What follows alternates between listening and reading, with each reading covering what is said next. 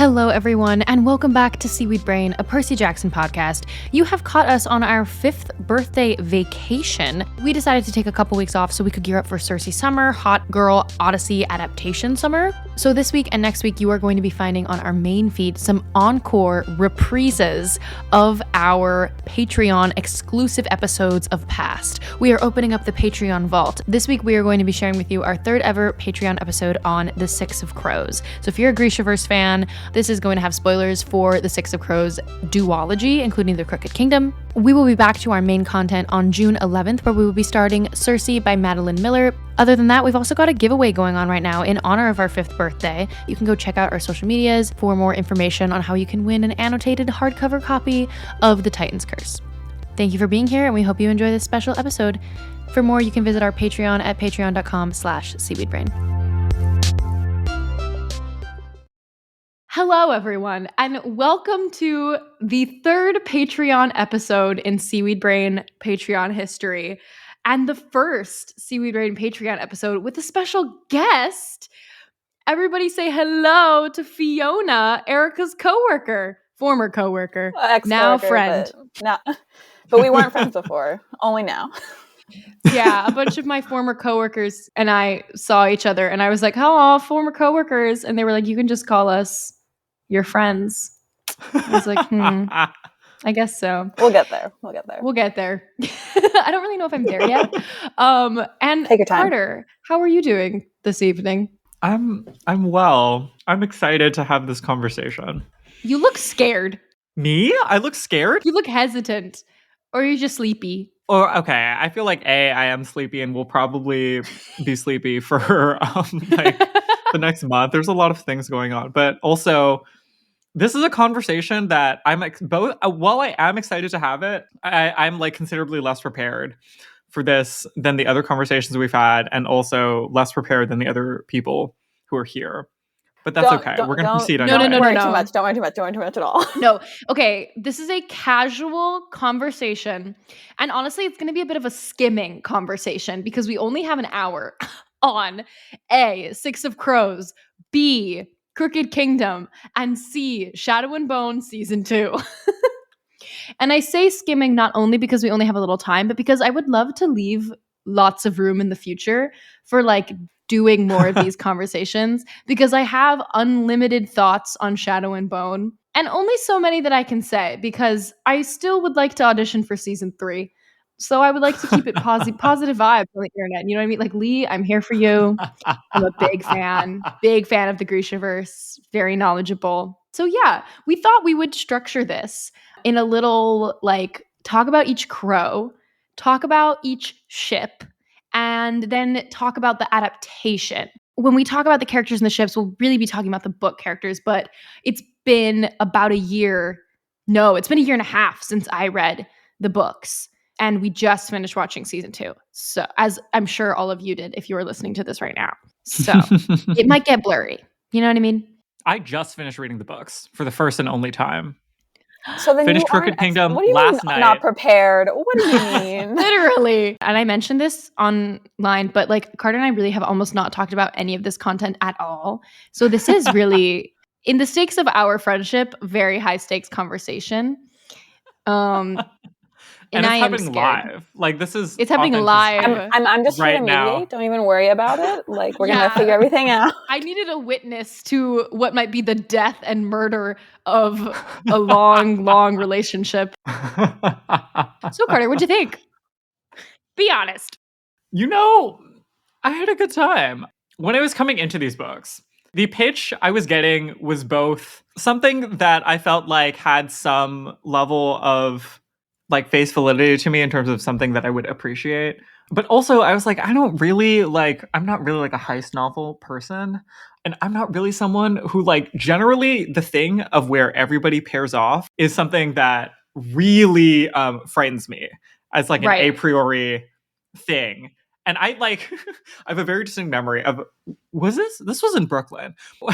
I was at dinner with Erica in Brooklyn once, and basically the entire topic of the dinner, do you remember this? We were getting Indonesian food. The entire dinner was just Erica. So good. It was very tasty. Java something, right? It was in I cannot remember the name. Park Slope. It was very close to Prospect Park, yeah. And the whole dinner was basically just explaining the crows. We're like, I had not read any of the books yet, and she was just explaining this, and I was nodding, and I was like, oh yeah, okay. And this was after like having a whole other book explained earlier when we were walking that was the through same the day park. we explained Atlas 6 to you, which was a much less coherent conversation. Also hoping I get to audition for that TV show, so I'm not going to say anything about that on the internet. So that conversation motivated me to watch season 1, and then like 2 months later, 3 months later, however many months later, actually read the duology in preparation for this conversation. Which is to say, like, I had my preconceived notions going into it were all about the things that you said about like people pairing off, and me also being like, I feel like I'm not gonna like 3 of these people, maybe, you know? And you know, 3 of those people I'm like, I'm just okay with. But I had fun. I had a fine time. 3, yeah. Who's the third person? Because I know you don't care about Matthias. I don't care about Matthias. I know you don't care about Wylan. If you say Kaz, I'm gonna fall over.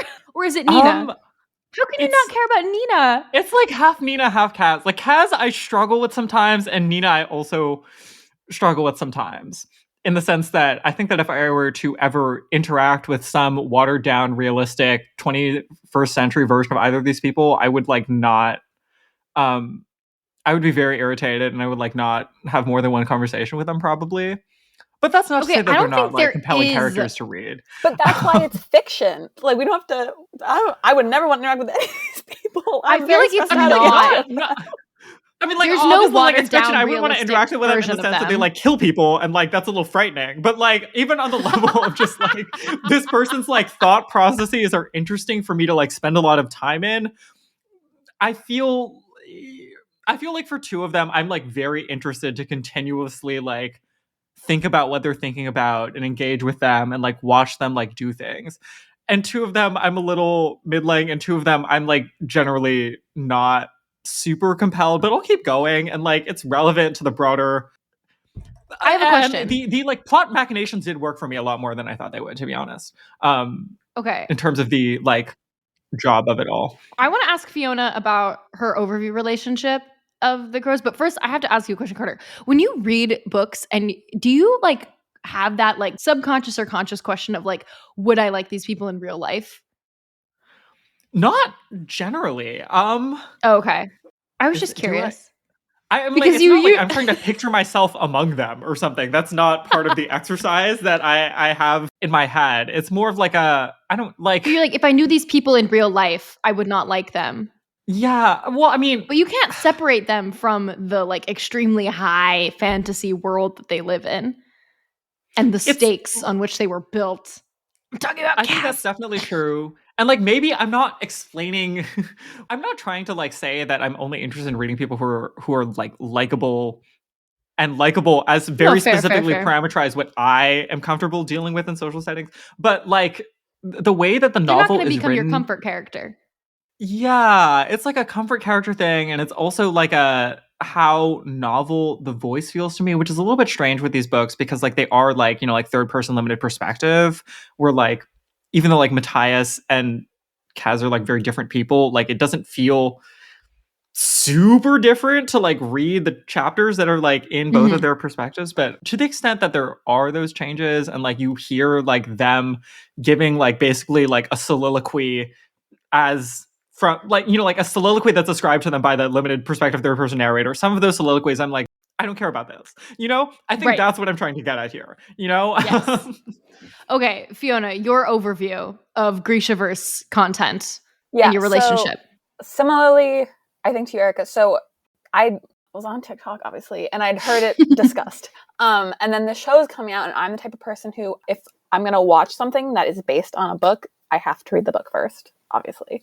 And so I have like a younger cousin who had the Shadow and Bone books, so I borrowed them from her, and I read them like in days, like truly got through them, and then was like, okay, like these were fine. I can see how they are going to be created into something. Then I read Six of Crows, and I was like, in a day. No, when I say I literally like Saturday morning started reading, finished it Saturday night. Like I was like, I'm sitting through this. But this was all like last year when it Yeah, that was last year. It was actually 2021. That's right. That's why it was so long ago. So it was like 2 years ago now. So that's when I read all the books. And then actually, I didn't get Crooked Kingdom till the summer. And then I read it over the summer and was like, beautiful.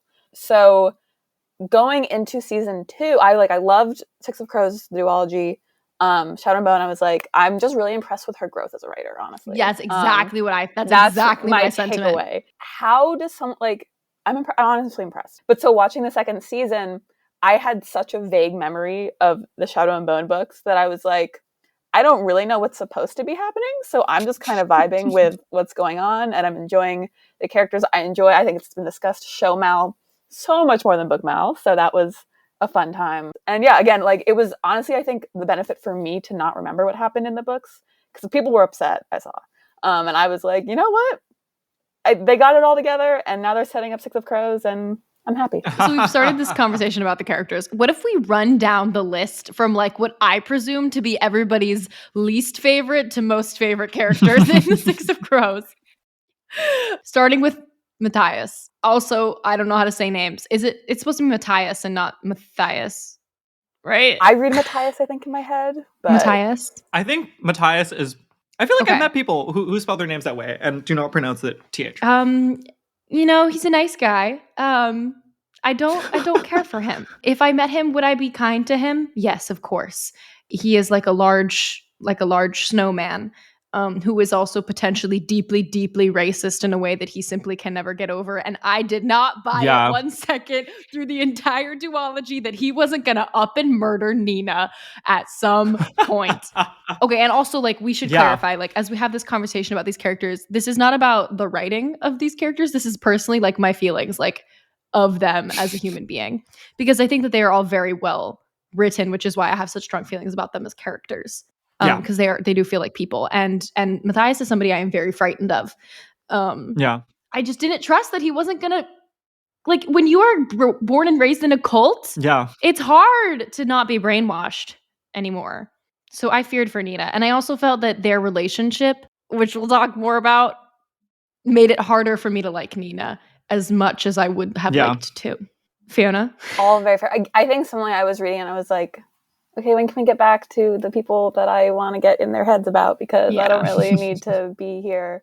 Again, because the show is so fresh in my mind, I'm thinking about that. I feel like the show has made me like more like enjoy Nina more, because like she's, her whole goal is to like free him, but like she's so separate from him in it that I'm like, oh wait, no, she's like very fun, and I enjoy, her whole thing. So I also agree that, in the books I was just kind of like, he kidnapped you, and now you're in love, and you said he was a slaver, and now you're trying to free him because you made a mistake. What? And he's upset about that, but now he's okay with like. It was just all very fast paced, because they were like the first like established relationship of like actually being together, and so we had less of the like build up and development, and we're just kind of be like supposed to be like, oh no, these are people who care deeply about each other, but it wasn't as like a long term growth kind of thing. Yeah. And I don't know like a lot of people in real life who have read these books. And so I know these people do exist. I just don't know them. Like people who really ship Helnick like really hard. Again, because of the show, I think it has a lot to do with me watching interviews of the actors. I enjoy watching them interact with each other, but the actual characters, I've seen. That has like crossed over into my social media consumption of people being like, oh, this reminds me of like the good old early Tumblr days, or like literally like the 90s of like watching romantic comedy co-stars give interviews and feeling like maybe, like they have so much chemistry that like you can feel it when they're like in the BuzzFeed studio or whatever the fuck. It is. I mean, okay, to be clear, I don't know if you know this, Carter. They have matching tattoos written in each other's handwriting. Oh my God. Okay. Yeah, no, that happened sometime during post season 1. Also on set, like at some point during post season 2 filming, Danny like threw a surprise party for Callahan. And had everybody dress up like him because he was like feeling down, and so then she threw a Callahan party, and he made this whole emotional post about it with the video of him entering into the surprise party. Wow, that's a lot. They're like honestly barely on screen together in season 2 as well. Like that's just them being friends. They filmed one scene together, which is just a flashback of them tussling in bed. Oop. LOL. I feel like the entire character arc is just them like learning to not be racist. And they like really never get there. You know, like they get Exactly. slightly better, but still, like every time they see somebody, like every time they see a Grisha, like using their powers, they literally have a line of dialogue running through being like, wow, this is not natural. But actually, maybe it is natural, and like I need to not think about how this person should be dead. Like every time, basically up until the end, he's still like, and like maybe that's, I'm not saying that's not necessarily not realistic. I'm saying that's not like interesting to me, and it doesn't make me read about him being with Nina and be like, that's good. And this Yes, is I like a think that he's relationship that I want to trying. root for. Exactly. I do think he's trying, but I do think that Nina is simply a fallen sister. And I think that she must get up, but she won't. Stand She up, must Nina. stand up. Sister, stand up. But I think that Nina is just, she's a heart render, right? Like she has this big, joyous, open heart, and she's very loving, and that's like her whole thing. And she loves people, and she just saw somebody who was like, wow, this is the biggest possible I can fix him in the history of I can fix hims. And so it's going to be my job now, which is a bummer because we know that she can pull anybody in the entire Grishaverse. So RIP to Nina's hoe phase. Whatever makes her happy. Maybe not incoming. necessarily. Yeah, like in the future, maybe. Oh yeah, I mean, spoilers for Crooked Kingdom, right? When he died, I felt literally nothing. Well, I've been having this conversation assuming that we're just open on like seasons 1 and 2 and Crooked Kingdom, and also like the trilogy. No, we are. Which We're I've open. not read and will not read, but like yeah.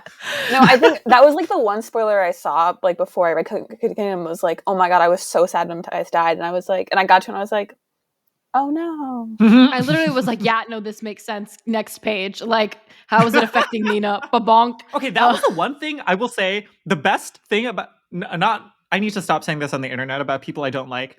But like I feel like the best part about Matthias was the way that he died. When he died. Not the best thing that happened to him. That was not the most interesting thing about him. But I feel like in terms of me being like, this writing from his perspective is something that like feels as clean as possible and like is keeping my interest the most and is like optimized for my personal enjoyment. I don't know how else to say this. Like, I feel like they were really efficient with his death in a way that was like almost like the first time I read it, I was like, I like had to flip back a few times. I was like, are they not going to talk more about this? Like, are people not going to have longer reactions or responses to this? And then they really did not. And I was like, okay, yeah. Because his whole thing was like hating them all, but like kind of liking Nina, but not. So it was like, okay. Yeah, I mean, that's what the dynamic was, right? He was like really not meaningfully friends with like any of them. They were coworkers who exchanged pleasantries. It's a classic case of the 7 canon versus fanon, where everybody thinks that everybody on the Argo 2 was best friends. And the crows were best friends, except for Matthias. Matthias, R.I.P. Literally RIP. Obviously, the obvious comparison is Jason Grace. And somebody was on my Twitter feed like this week was posting in the middle of reading Six of Crows for the first time, like, wow, Matthias reminds me so much of Jason. And then yesterday or today retweeted it and went, oh, I finished Crooked Kingdom. See, but this is very different from that. We're like, his death is not supposed to be like a lesson. And I appreciated that. His death is not like 10 different chapters of Nina being like, what is my life going to be? My man. It's and shout out to that. But it is several chapters of her becoming an undead, bony warrior, right? Learning how to manipulate bone shards and like developing all these strange. Like pre his death. But I guess that was like a setup for like that one. Yeah. She gets the power before he dies.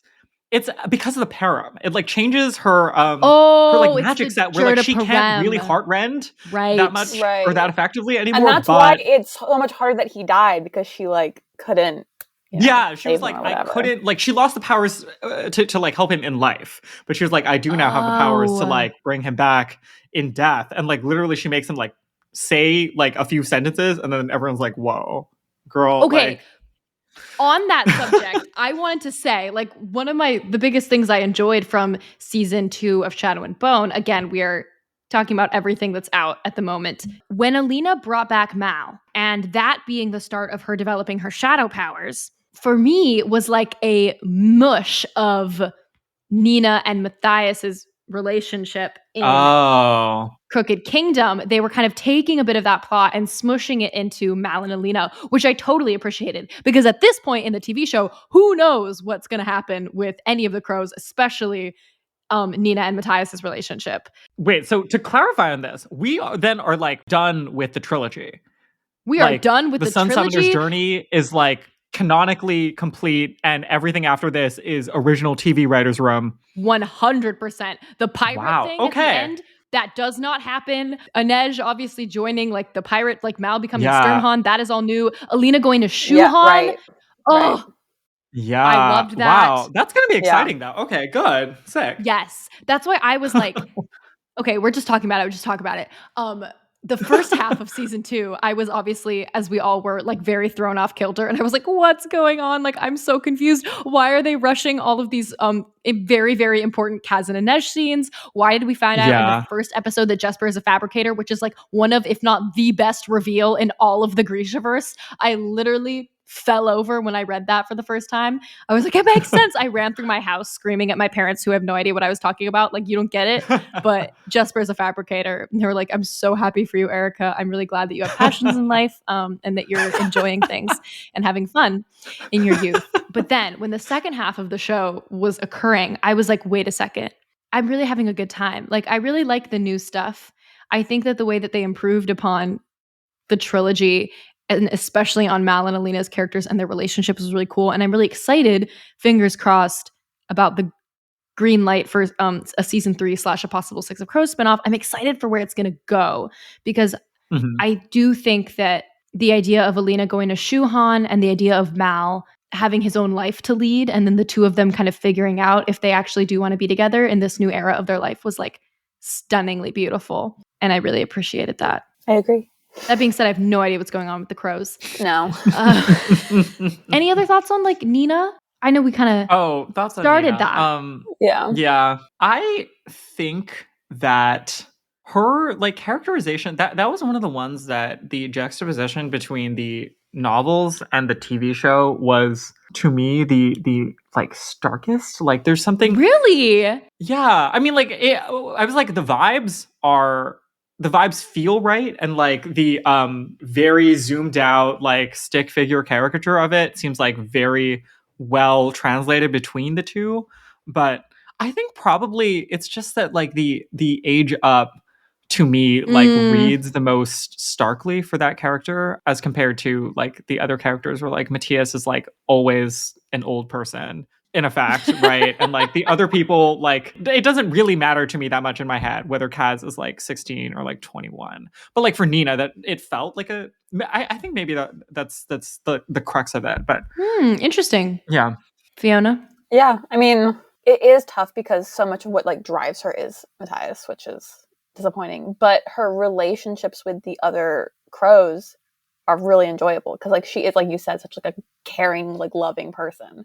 So all the times that she's like, you know, using, again, I read Crooked Kingdom a long time ago. I recently reread Six of Crows, so that's more fresh in my mind.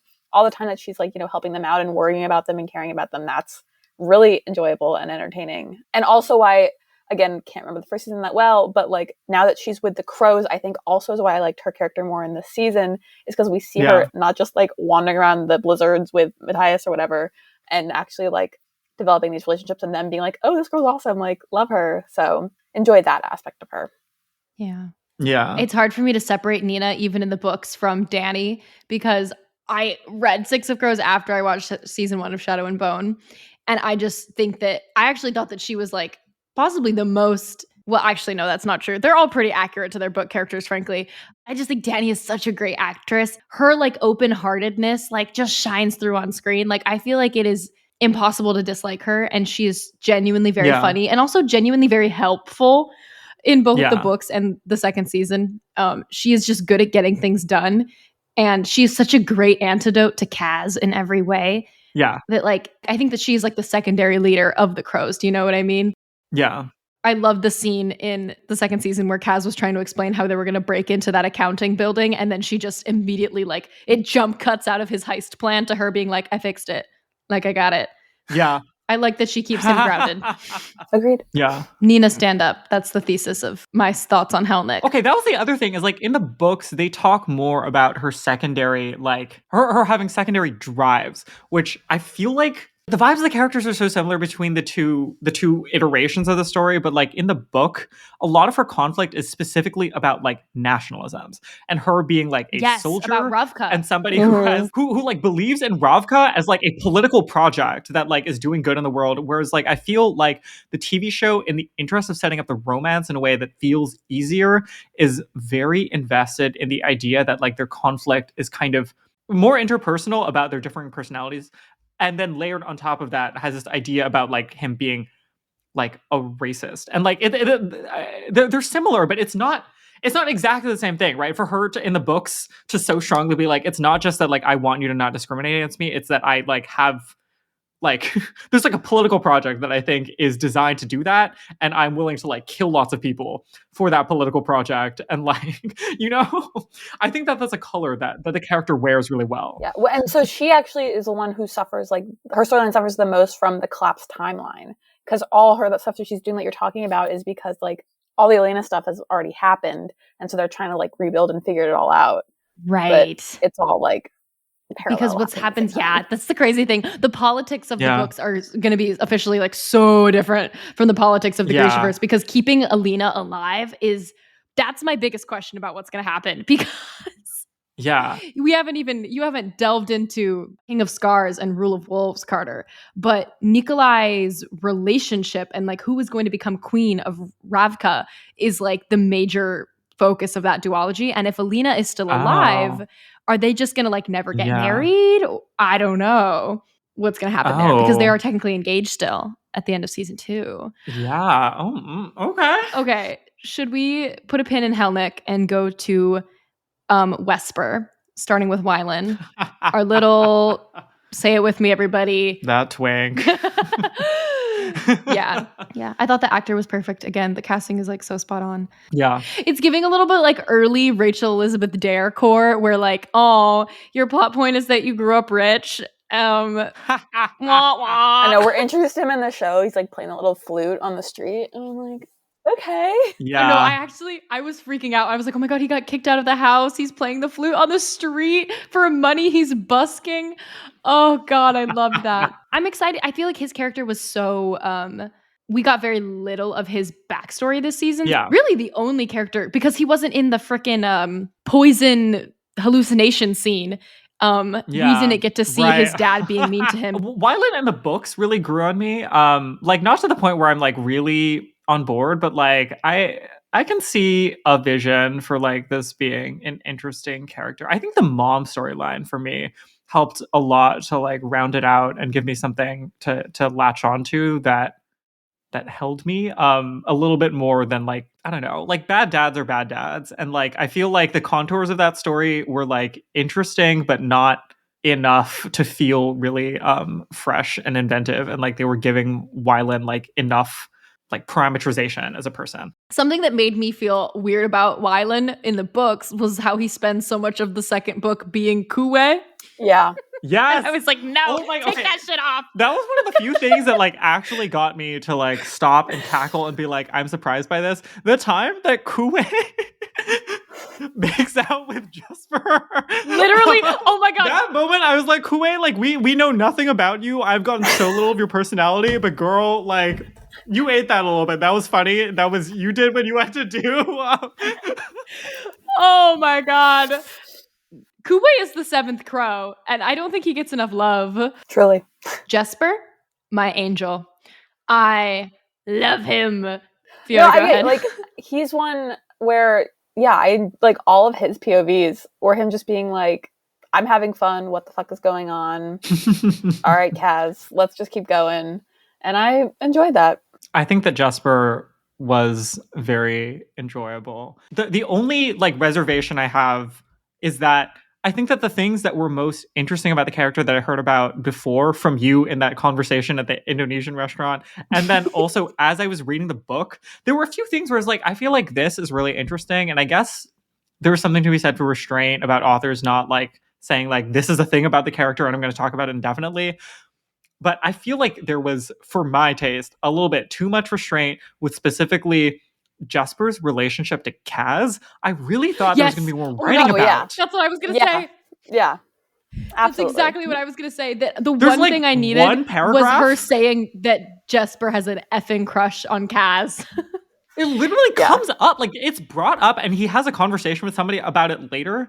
And the conversation is like literally, like, I guess it makes sense that the character would be like nonchalant about it, but it doesn't make sense. The narration for all the second book is just like, oh, I have this friend who is kind of my boss, and he is being kind of mean to me. And I wish he weren't mean to me because, like I don't like that there's discord in my friend group slash place of work, and not like, Because I'm in like this love is the with him. person who has Yeah. like a unique relationship to me that is like emotionally resonant beyond whether or not like it is easy for me to like do these jobs that we're on, right? Like I feel like the first book really leans into it enough, whereas like I guess she's being subtle and she's being restrained, and we're ready to hear more about this in book 2, and then we didn't. That was a little bit sad. But the character, great. Phenomenal. God, I love him.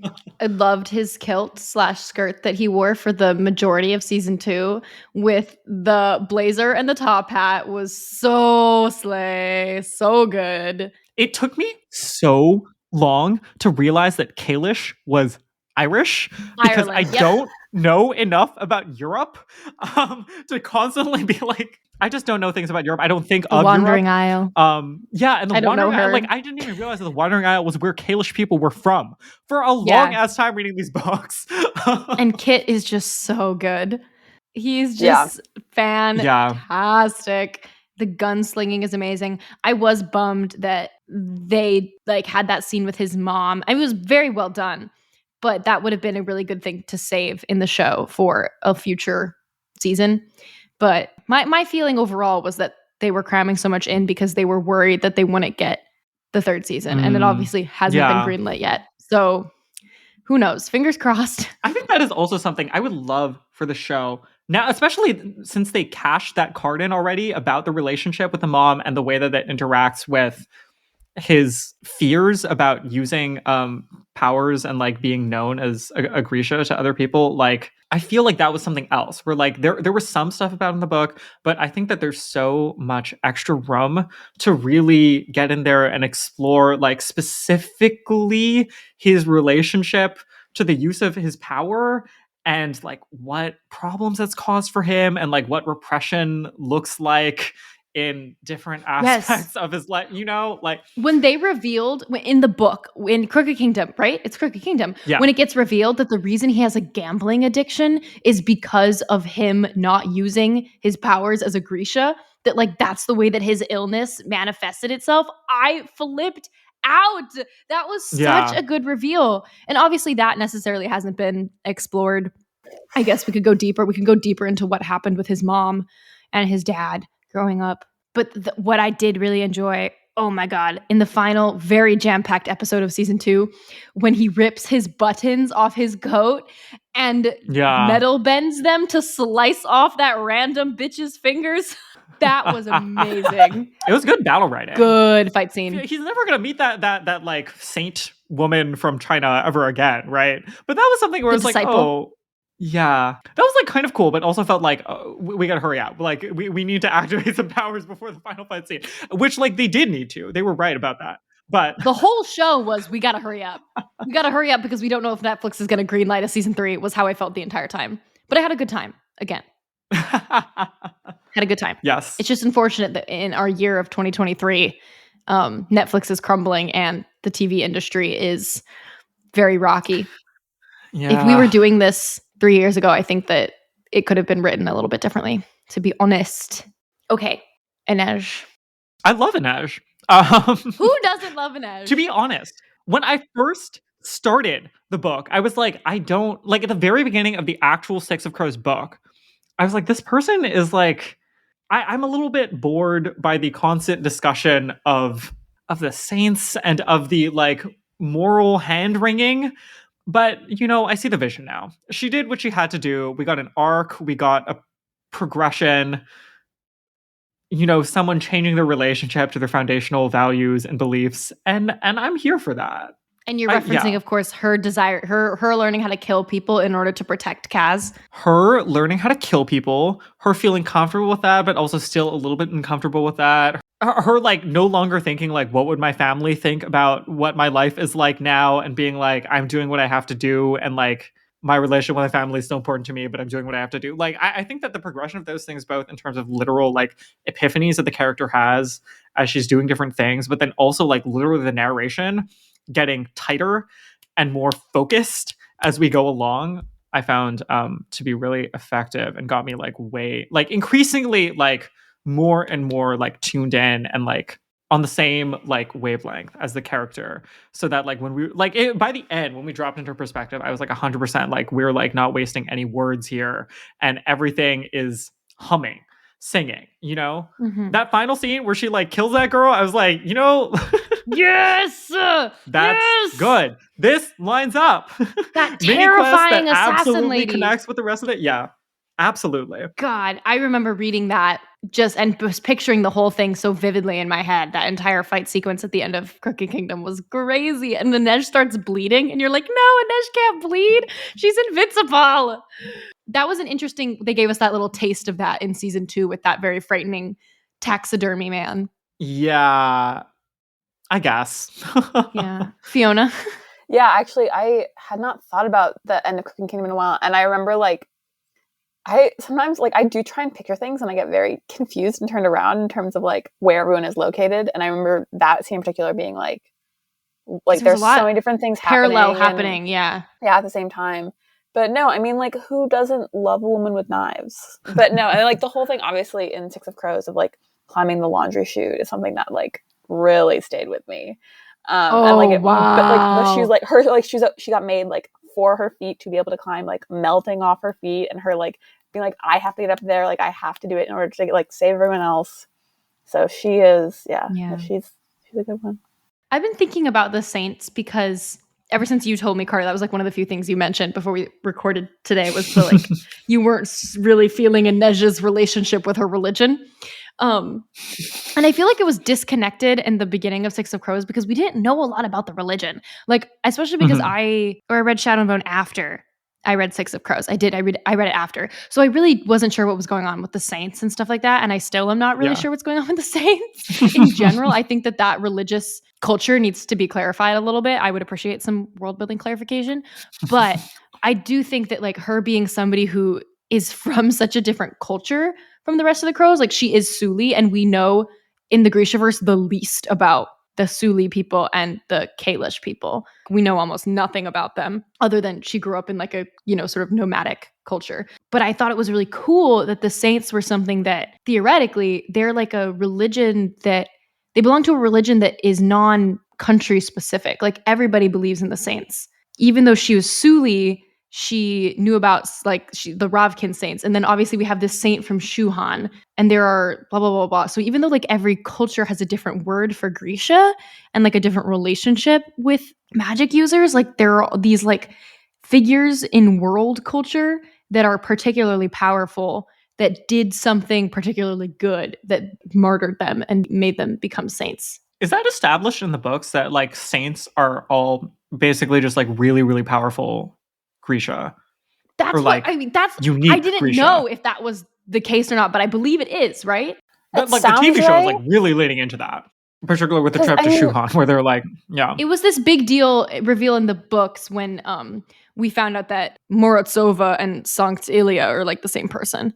Yeah, that's vaguely what I remember, and, like, why I think, like, that's what it's coming from. And, like, I mean, it would make sense in, like, again, I'm confusing, the show, but, like, with, like, the Darkling's backstory and, like, people not, and, like, his mother, and, like, not understanding what that was going on and having to, like, attribute some kind of, like, higher power thing to it.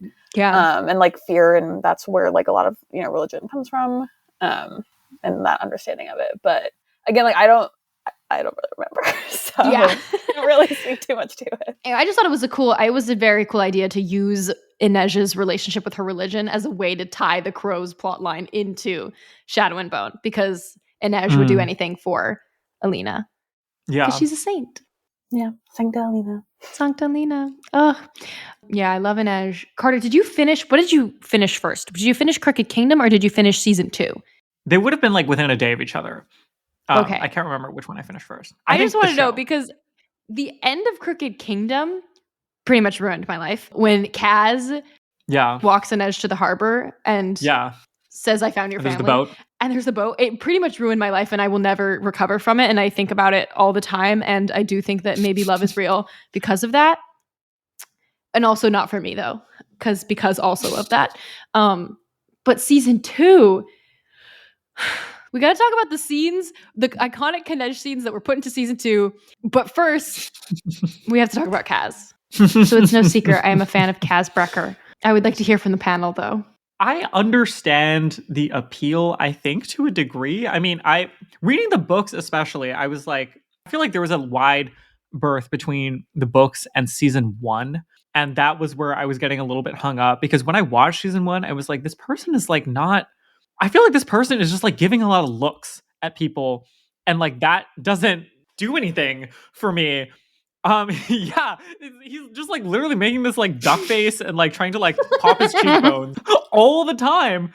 That was one area where I was really struggling with the adaptation originally, in particular, where it was like so much of like the power of the way that Kaz is brought into the books is in the choice of what's going to be narrated and what the sequence is of events that the reader is going to be privy to.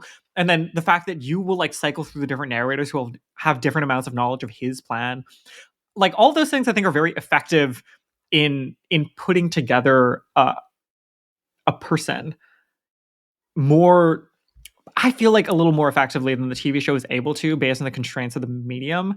Right, Particularly exactly. early on when they want us to just like You jump can't have a in and slow already release of feel that sense of information. like wonder. Yeah. Like that gap between what you can achieve in different medium, I think was a little, it made things like a little bumpier, I feel like, for the first few episodes in the first season, specifically around Cash and trying to figure out how we should understand him. Yes. I feel like the books do a really good job with his character in general, where it's specifically around this question of like, how can you make this person not feel magical and like they're not a part of the same world as everybody else in a way that's very important to, I think, understanding and appreciating the character. They walk that balance really well, where it's both like this person is hyper competent enough for you to understand why anyone cares about them and like why we should read the story, while also being like, there's like, it's not like the fault or cherry pick. Like this person like cannot do everything and also has like 2 or 3 things that like you can really see posing surprising problems for them, in a way that both is genuinely unexpected and also interesting and not too.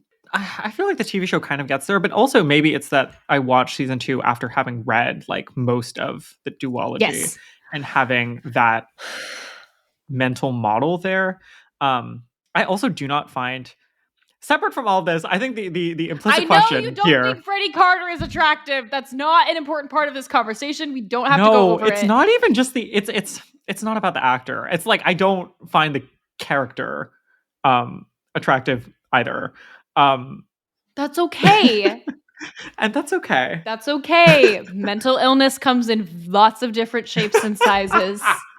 I literally, it is occurring to me in this moment that I could talk about Kaz for like 18 hours, but I'm restraining myself. Please, Fiona, your thoughts on Mr. Brecker, the bastard of the barrel, aka Dirty Hands, aka Kaz Rietfeld. Yeah, actually, Please. so I hadn't necessarily thought too much about it until you just brought it up, but I think that I had a lot of trouble with the first season with like bringing the Crow storyline into Shadow and Bone and like the characters in particular. And I think it's a good point that like Kaz is like, we see, you know, other people looking at him, but so much of what like we enjoy is like what he's thinking about everything and like his planning and his thinking about Inej and all that. And you just can't do that in a TV show. And it like really suffers from like in a book you can have, you know, show not tell, whatever. But in a show, like you have to like explain what's going on, or you have to, you know, just it has to be a lot quicker, like you were saying, and it has to be, you know, spoken aloud. And I think that was something where in the first season I was like, oh, like they're like the actors, the casting is great, but you know, it's not exactly what I thought it was going to be, a little, ignoring the fact that like it was just a totally different storyline. And I think that like, I don't know, I guess in the second season, because it's more established and we have more of the characters kind of interacting, it does feel a bit more right, I guess, for me in terms of like what I liked about the books. But I do think that is something that was so enjoyable about him, is that like we are in his head for some of it and the other characters just are not and have no idea what's going on in his head, which is just a very fun experience to like just, knowing what other people are thinking and knowing like, well, you're so silly, you have no idea what's going on and I know what's going on and you're just gonna have to find out. And I will say like I do love a heist. And yes, he is such like Ocean's 8. Oh my god, like so much love for a heist. And also the show Leverage, I don't know if anyone's familiar, but it's like you want the person running the heist to be smarter than you and you want to feel like you're learning, like you want stuff to be held back and then like the fun reveals. And I feel like that's literally like what Cass's character is that even when you're in his head, like he is still holding stuff back. And so that was something that I definitely enjoyed, but that's just because I do like a heist in media. So that was a big part of it for me. Yeah. Oh God, mental illness. I have never felt so strongly about like a book to screen adaptation, feeling like you will get so much more out of the screen version if you've read the books beforehand. I say that as somebody who didn't read the books going into season 1 and then read them and then watched season 1 like 8 more times. Like you will just get so much more out of the show if you've read the books for that exact reason, because it's impossible to know the interiority of 100 characters in this ensemble cast. And also because Leigh Bardugo was so involved in the creating of the show.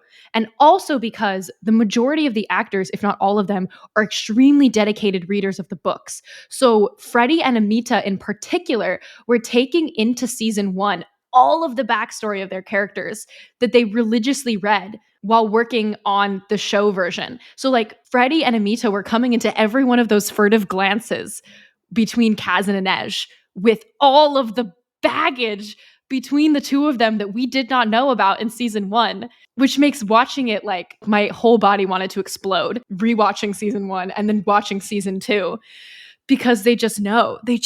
And even though obviously things are different, I would not change a thing. I would love to state that. Like season 1 and 2 of the show are chaotic and there's a lot going on and it's very confusing. And I do think you should probably read them first before you watch the show and you will get more out of it. But as somebody who just like so enjoys the process of adaptation to a different medium, I just think it's so fun to watch them change things and to question why they change certain things and to be like, what was this conversation like in the reader's room when they were deciding why this one thing should be revealed here and whatnot. And I think it's just a richer experience because, again, like we've said this about Percy Jackson, if they were to adapt every single moment to the show, first of all, it would be 100 hours long and they could never do that. And second of all, it just wouldn't be as exciting because you'd be like, oh, this is exactly what I saw in my head when I was reading it. And now it's just in front of me versus this is a version of what I saw in my head when I was reading it, but in like an alternate universe or, the characters are 10 years older or whatever, which brings me to there's the scene in episode 4, but then there's also the scene in the final episode. When Inej is in the chapel, friends, Romans, countrymen, lend me your ears. I could almost lose my voice because I was screaming in my living room. My roommate had to come out and check on me and like hold my hand through the rest of the scene. I had to keep pausing it because every line that came out of Amita's mouth was like straight from the book. But it was You're also like, the timeline is all messed up. End of book 1, right? I will have you without your armor. Yeah. Right, yes. No, literally, like, I was crocheting while I was watching because I crochet while I consume media, so because I have to be doing a million things at once. And I was like, I like had to put it down. I was like, am I hearing this right? Am I like, why do I recognize like the exact dialogue that's happening? What is going on? Literally, and I was just like, the choice of which scenes, like they took a little bit of the bathroom scene and they put it into that scene in the tomb. And then when they were in the chapel, they took a ton of that scene and then they put it there. And there are, however, still very iconic lines of Kanej dialogue that have not been used yet. AKA, I would have come for you. And if I couldn't walk, I'd crawl to you. That hasn't been employed yet. So everybody hashtag SOC spinoff fingers crossed, etc. Although actually I have another opinion about that, which is that I don't think it should be a spinoff. I think they should just keep doing the entire show altogether because they've gotten themselves on this train and they should not give up and wimp out now. It's too interwoven at this point. Like, it would be too messy to try and separate. Also, the episodes are going to feel like boring. I think it would make sense to have Alina in Shuhan while the Param stuff is going down. Exactly. I would be interested to see what that entails. I need Alina to babysit Kuwei because he needs some parental supervision. You know what I mean? Anyway, my stomach literally hurts thinking about this. Kanej is very good. And we've got about 5 minutes left in our recording here. So I would like to reserve this time to discuss personally and then to hear from y'all what makes Kanej such a fantastic ship and a relationship that filled a void that we didn't know existed in YA literature and literature at large, in world culture, in the history of humanity. I thought you said you were going to go first. Yeah, you're going to go first, Erica. Well, I feel like I'm going to throw up. I love them so much. The first time I read the duology was at a time in my life when I was particularly feeling as though love was not real and that I would never be happy. Particularly feeling those things because of trauma. And I love Inej, but for me, it was like reading Kaz's backstory and how he was attempting repeatedly to try and overcome something that was not his fault in order to have like a meaningful relationship with this person who he loves and like very much wants physical contact with, but doesn't know how to do that and like cannot do that and is not getting help from anybody and like doesn't know where to go. Like I just think that, and also I don't think we get to read that from like a male perspective, you know, like it's not lost on me that like that is an element that I think this is kind of rare. But reading him like wanting so badly to be able to express these things to her and just failing at every turn, it's emotionally engaging. It is like one of the slowest slow burns, I think, in all of media. It's a beautiful YA relationship that is by no means like light and fluffy. It's one of the most traumatic based ships I have ever read in my life, if not the most, but also developing of their relationship that doesn't have to do with their physical relationship, them falling in love before any of that happens, and then literally not even seeing any of that beyond, like, they hold hands right at the very end of the second book. But they're soulmates! Oh! It's beautiful. It hurts. Also, reading Inej over and over, be like, no. Like, I'm not, like, I see you. I see your trauma. Like, or not for a while, I don't see your trauma. But I see that something is wrong. And I see that you can't get over it. And I'm sorry. And I feel bad for you. But you're not letting me in. And I am not going to sacrifice myself and what I need in my life and from a partner because you can't be there. Like, I was so shook at that, especially having read, or after having read the Shadow and Bone trilogy, where Alina is just a mess. And like the relationship with the Darkling in that book series is just so fraught and awful. And seeing Inej just stand up and like be on her 2 feet and be like, I will not take this. Like, I will have you without your armor, or I will not have you at all, was stunning. It was impeccable. I was like, I respect both of these people so much on individual levels, and I want them to be together. Like, I genuinely ship both of them, but I also am so invested in like, this may never happen. Like, it might not work out. How is it going to work out? The whole time. I hate insta love, and this is like in many ways the opposite of that. So yeah, I'm nauseous. Does somebody else want to share thoughts? A lot of the same stuff, I guess, without getting too into, you know, my personal self-being and, you know, life. Mental illness. Exactly.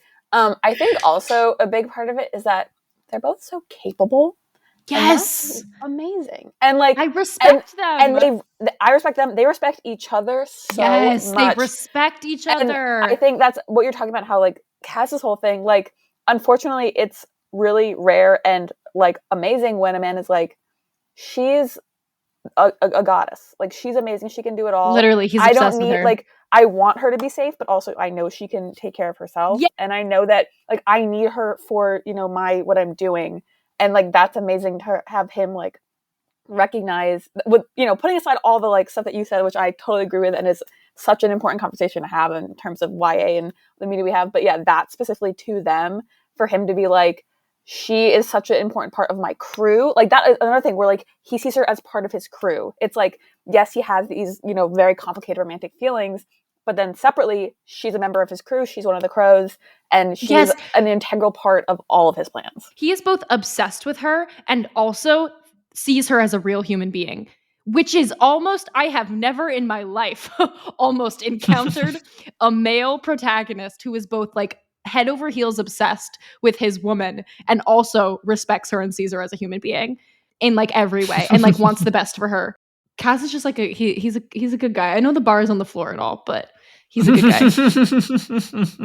Carter, I think you're up.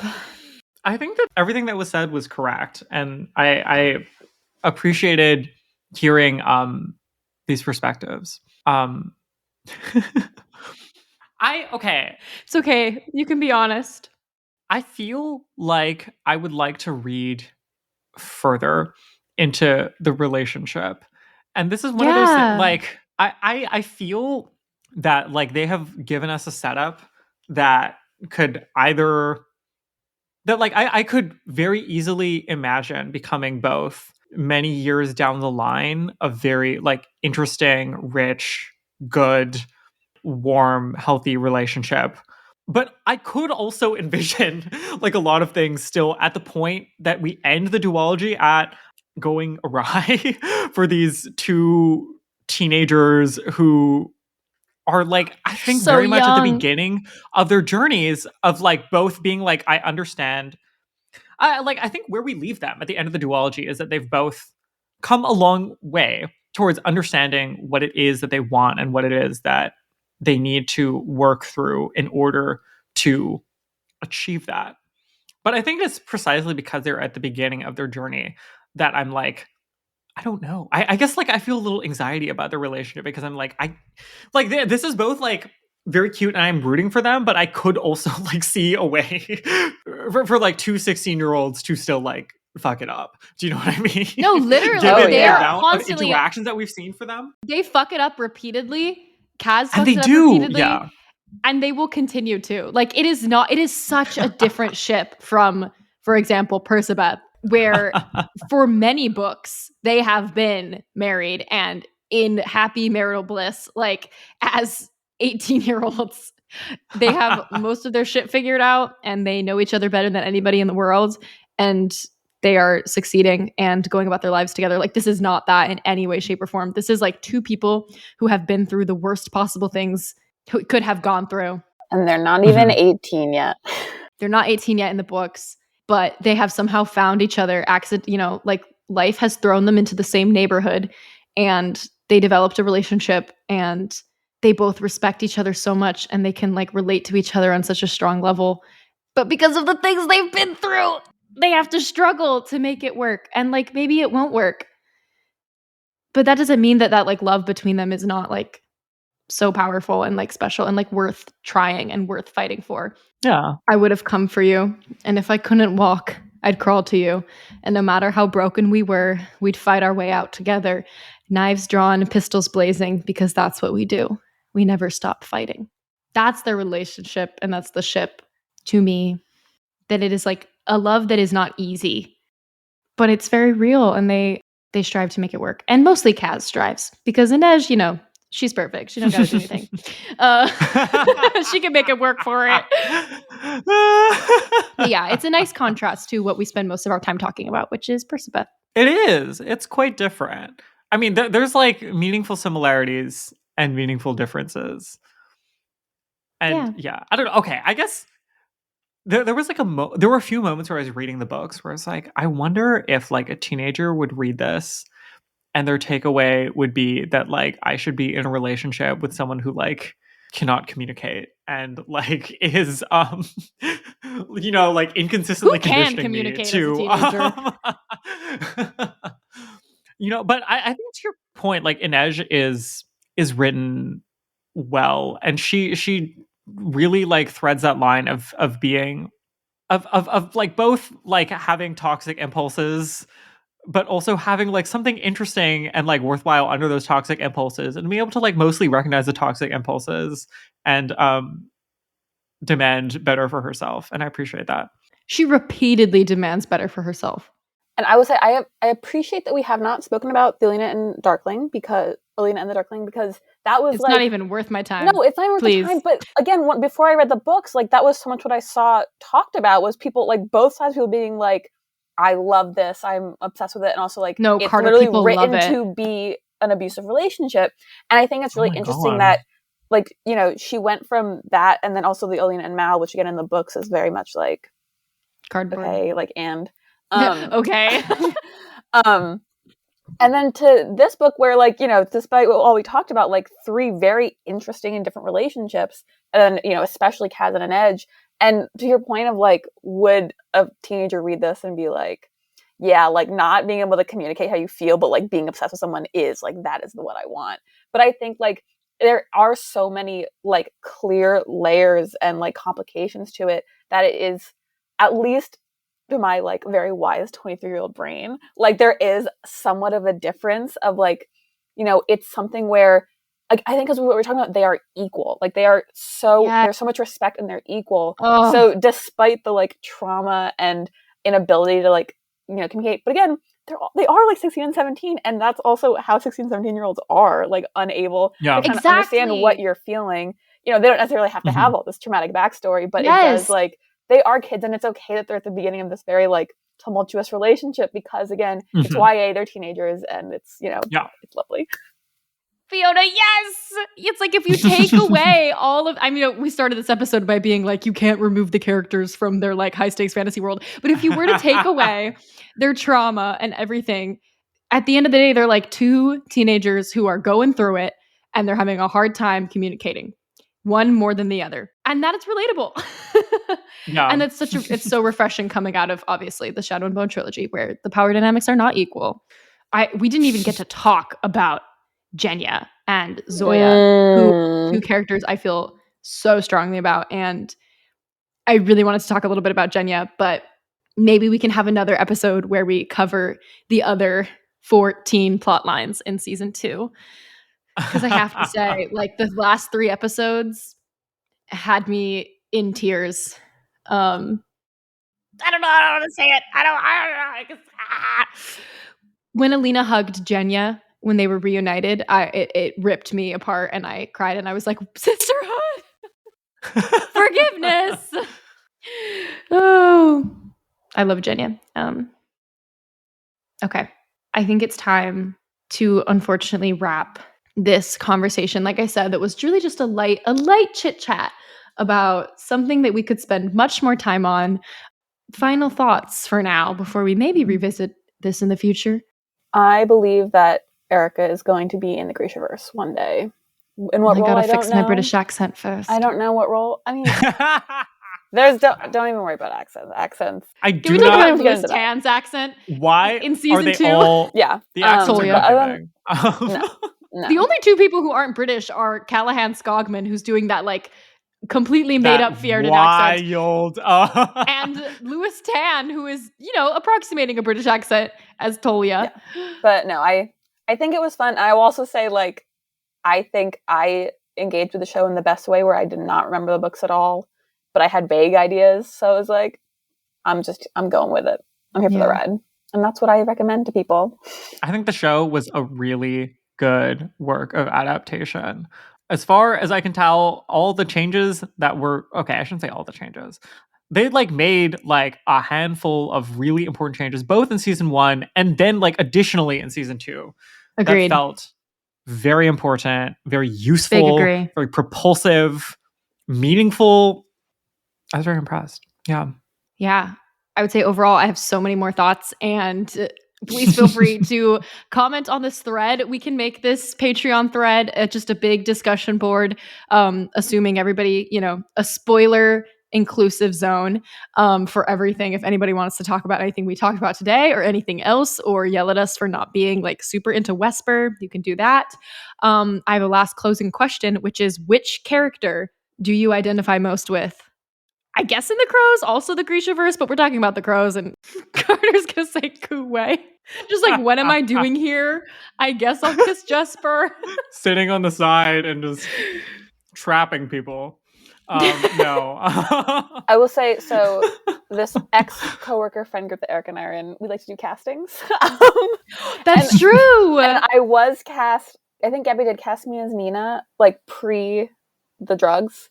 Pre the life-altering drugs. That was her, like, she was like before all that stuff. So I was like I don't not see it. I do feel like in the least traumatic way possible, there's a bit of Kaz. But come on, so you're like, I'm not like, it's not the trauma, it's more that I'm a genius. And like an incredible leader. Yeah, that's what I identify with. Definitely that part of it. But yeah, so I will say like a fun kind of combo of the two of them. Nice. I remember I was Nikolai, right? Yeah, I think so. Which is I've never thought about, but totally. But the Nikolai of Six of Crows is Jesper. So I'm definitely gonna go with Jesper. Yeah. Because I too will repress my identity until I develop a crippling addiction instead of talking about my feelings. Oh my god. Carter? I don't know. The one I related to the most while reading was like a combination of like Inej and Jesper, but like I don't know that I would attribute myself to either of them. Not Kuwei? Layers with a lot of these characters, and it feels dangerous to say like I relate, I connect with. Yeah, no one's killing any of these characters like hardcore. Yeah, I mean here, obviously, if you can, then that's great. I'm happy for you. But they're very enjoyable to read. I feel like maybe Kuwei's dad. Is that a thing? I was gonna say Kuwei's dad. The guy who accidentally created the world-ending drug. I feel like of the characters that we read about in the Six of Crows, exclusively knowing what we know about them in the Six of Crows, the one that I was most like, oh, maybe that could be me, was Zoya. But I know she has like a whole other life Carter. that I really do not Zoya know about. Is so Reina Ramirez Arellano core. You don't even know. Oh my god. I freaking love Zoya. Which does make me Nikolai. Go. Bro. I can fix him. That's what she said, ladies and gentlemen. I can't wait to finally finish reading Rule of Wolves. All right. On that note, I'm not going to read the Kinej quote again. Pretend I did. You go read it yourself. I need to take care of my mental health. Thank you both for joining me for this conversation. Thank you for having me. I do say both because I did drag Carter into doing this. No, it needed to happen. I felt like literally there was like a year of my life where constantly I would be like, I should probably read these books already. Like, it's bad that I'm like scrolling through our Twitter feed and being like, what? Yeah. And now I feel like I have enough information to engage. Scroll through our and Twitter it's something feed. that I did always mean to do. Well, more to come, hopefully, in the future. Everybody. Do we know what we're doing next month? Are we doing it tomorrow and tomorrow? Tomorrow and tomorrow? The interview's in May, I think we should do it next month. It's supposed to be in May. We should do that next month, right? Yeah. Yeah, let's do it next month. Okay, next up is Gabrielle Zevin, tomorrow and tomorrow and tomorrow. So y'all have homework if you haven't read it. I'm assuming you have. If you haven't, now is a great time. Talk about not taking care of your mental health. Oh my God. I think I really might reread that book and Stay True. Wow. And just like we're going to jump again. From a book where Carter doesn't identify with any of the characters to a book where maybe these characters are a lot closer to ourselves. Also, I can't wait to talk about Mark Watanabe. Husband! Okay. Great. Good night, everybody. Bye, all.